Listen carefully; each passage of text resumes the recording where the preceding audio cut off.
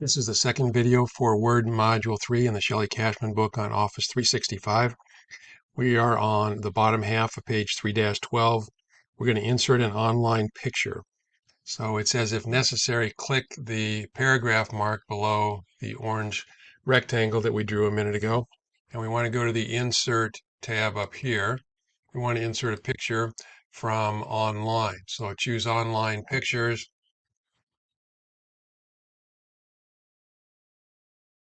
We'll get a search box. We want to search for eagles. So type in the word eagle and hit enter.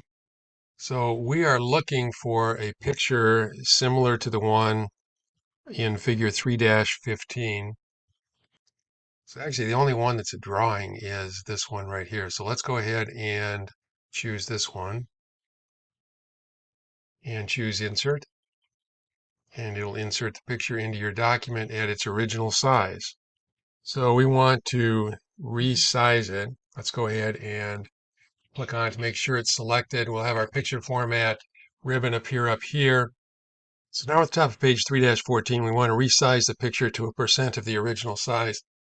So that's not an option with what we see on the ribbon, but if we click the dialog box launcher down here, it'll give us some more options. So it's a little box with an arrow.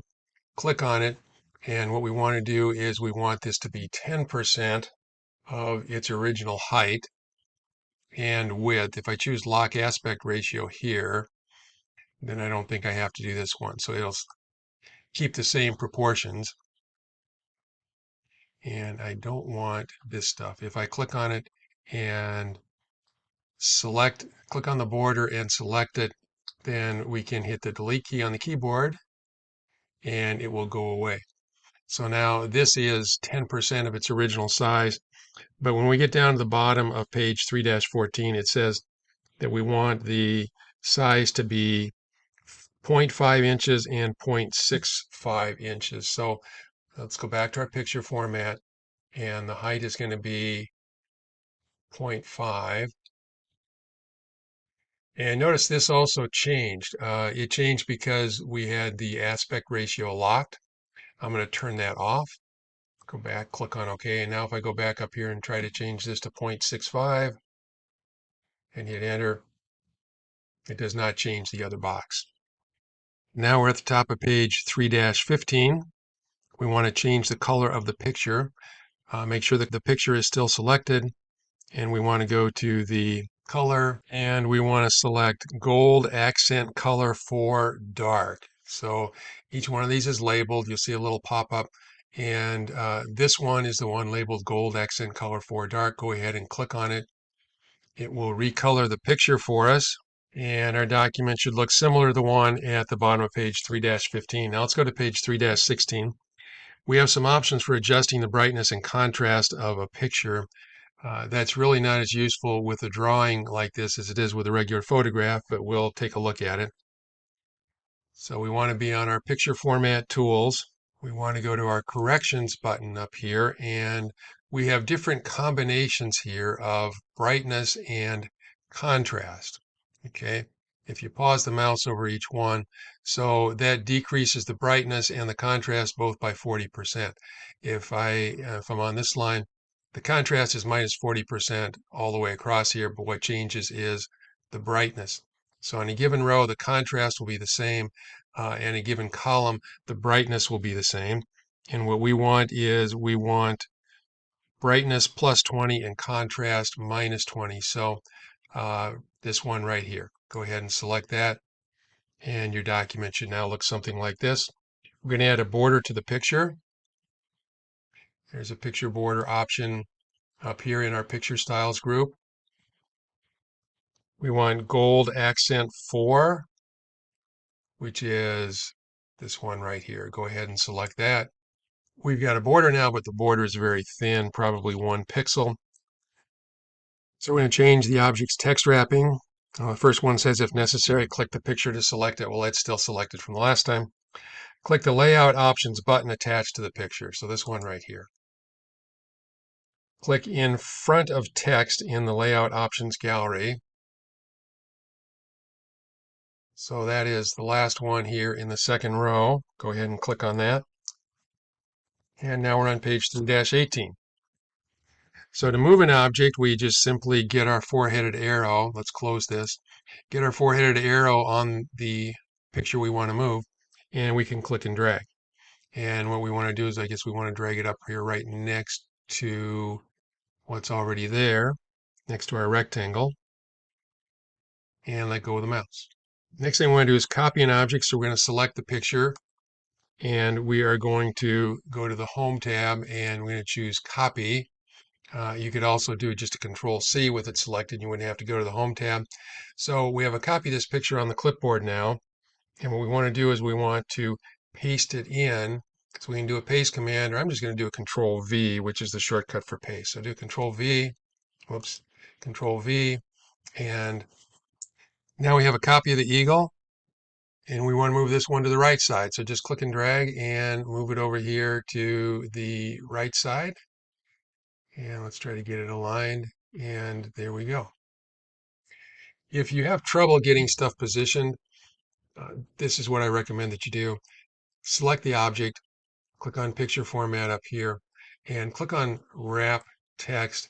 And if you choose Tight, you will be able to position it any place you want to on here. Sometimes you try to position something in Word, and it won't let you position it where you want it to go. So if it does that to you, just go up there, change the text wrapping to tight, and it's basically unlimited where you can put this. It's like this is a sticky note. You can drop it any place that you want. Notice that as you do this stuff too, when I get right here to the middle, I'll get some bars that indicate that I've got something centered. If I get over here to the left edge, a bar should show up indicating that I've got it on the left margin. Same thing over here on the right margin. So you can align things to the center of the document or to the margins. But I want this one to be pretty much right there. Okay, to flip an object, so we want to flip this one around. So let's go to our, make sure it's selected, go to our Picture Format tab. We want to click on the Rotate button here, and we want to flip it horizontally so it is flying off in the other direction. So we've got one flying to the left and one flying to the right. Now let's go to the middle of page 3-20, Format and Enter Text. So we want to put the insertion point on the line below the shape. So that would be right here. We want to center this. The easy way to do that is Control-E. You can also go up here and click the center button. We're going to type in the text for number 3 on the middle of page 3-20. So it's going to be Office of Admissions, comma 1001, Canton Street, MC 3300, comma Novato, California 94945, and then press the space bar. Okay. Now we want to insert a symbol from the symbol gallery. So let's go to number 1 at the bottom of page 3-20. We want to display the Insert tab. So let's go up and click on Insert, and here's our Insert ribbon. Click the symbol button, and it says click the dot in the symbol gallery. I'm not seeing the dot there, so we're going to have to click on More Symbols. And let's scroll through our options here. Let's see if we can find a dot in this stuff. Okay, I'm not seeing it here, and there's a bunch of options here. I know another way to do it. Let's go up here and choose our font. We've got some fonts down here in the W's called, we got Wingdings and Webdings. So there's a Webdings font, there's three Wingdings fonts. And these are not text, they're special symbols. Let's try Webdings.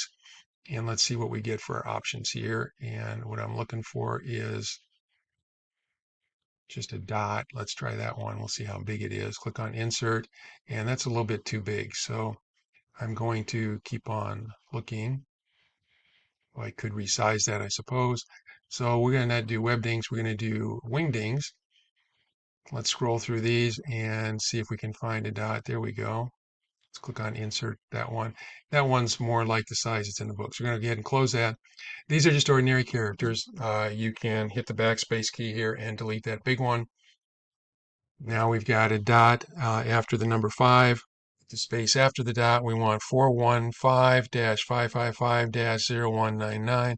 Press the space bar again, and we're going to type sunset.edu, and our document should look like the one in figure 3-28. Mine does not because they've got 2 of the bullet symbols in there. So I'm going to go here and actually let's, if we go up to our symbol option here, it should be on the recently used one. So just go ahead and click on that and then put another space in there. It looks like my dots are a little bit bigger than theirs, but that's okay. If you want to make them a little bit smaller, you can just click on it, select it, go to your home tab, and it has a font size just like every other character does. And I can change that to 8 if I want to. So okay, now it looks a lot like the one in the book. So now we're at the bottom of page 3-21. We're going to add a paragraph border. So we want to go to the home tab, and which we're on. And with the insertion point in the paragraph to border, which would be this one right here, we want to click the borders arrow. So here is our borders options. Now we're going to go to the top of page 3-22. We want to click bottom border. So we've got a bunch of options here. Click bottom border, and it will put a line underneath that entire paragraph. So now we're at the bottom of page 3-22, and we're going to take a look at clearing formatting. So with the insertion point between the web address and the paragraph marks, that would be right here between the U and the paragraph mark. Press enter to move the insertion point in the paragraph to the next line. So press enter, and we end up pushing that border down. And so this line here applies to this paragraph right here. So I've got 2 paragraphs, one up here with the school information, one down here with nothing on the line. And when I hit the enter key, it pushed the underline down, and so it applies to this one. Now, if I go back and I just change this back to normal text, then the border goes away and it goes back up to the line up above it. So we want to save that. So let's just go up here and click on our save button. Actually, autosave got turned on here by default, so it is automatically saved. And that takes us to the middle of page 3-23, and the next section is creating a business letter. And we're going to stop here and we'll pick up with the business letter part in our next video.